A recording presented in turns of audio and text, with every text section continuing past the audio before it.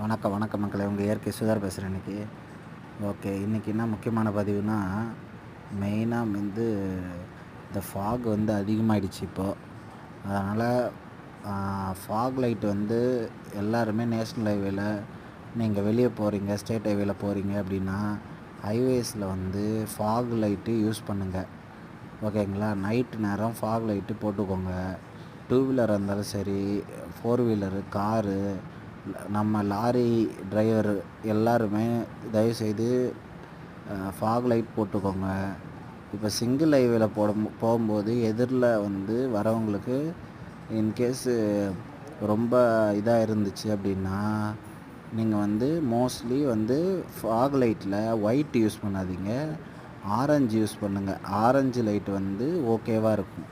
ரொம்ப அதிகமான வெளிச்சங்கள் மேலே அடிக்காமல் கீழே உங்களுக்கு ரோட்டில் அடித்தா போதும்.